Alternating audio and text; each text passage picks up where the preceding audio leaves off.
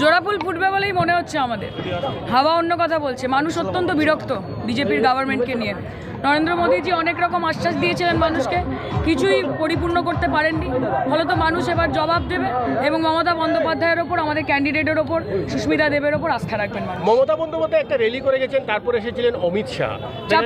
চাপে পড়ে গেছিলেন না, হিন্দিতে যাকে বলে বখলা গে হ্যাঁ, ওরকম বখলাহাট মে কী করেছেন, যেই দেখেছেন যে মমতাদি চলে এসেছেন, উনি তখন চাপে পড়ে গিয়ে ওনাকেও আসতে হচ্ছে, নাহলে ওনার কোনো প্ল্যান ছিল না আসা। বিজেপি কি দাবি করছে সেটা নিয়ে আমাদের বিন্দুমাত্র কিছু যায় আসে না, কিন্তু বিজেপি যদি কত হাজার এবং কত লক্ষ ভোটে জিতবে সেটা বলার থেকে বেশি কত লক্ষ চাকরি দিতে পারবেন সেটা বলতে পারেন বেকার যুবকদের, তাহলে বাংলার মানুষ বা আসামের মানুষ তথা গোটা ভারতবর্ষের মানুষ বেশি খুশি। কারণ আমরা এখানে এসেছি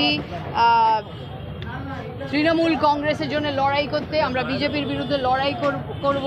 আসামের মুখ্যমন্ত্রী যিনি আছেন তিনি আমার মনে হয় না আসামের জন্য কিছু করছেন, না তো এখানে কোনো বিকাশ হচ্ছে, না তো এখানে বিকাশের মা এসেছে, না তো বিকাশের বাবা এসেছে। এখানে বিকাশ দেখা যাচ্ছে না, শুধু হিন্দু মুসলিম করে রাজনীতি করছেন উনি। হিন্দু মুসলিম রাজনীতি কত দূর চলবে, জয় শ্রীরাম বলে কত দূর টানবেন এরা? তো এখানে কোনো বিকাশ নেই, কোনো উন্নয়ন নেই, শুধু ভাগ করে, লোকেদের ভাগ করে, হিন্দু মুসলিমকে ভাগ করে এরা রাজনীতি করেন। আমার মনে হয় যে এই রকম রাজনীতি বেশি দিন চলবে না, এটা হবে না, এটা আর কাজ করবে না।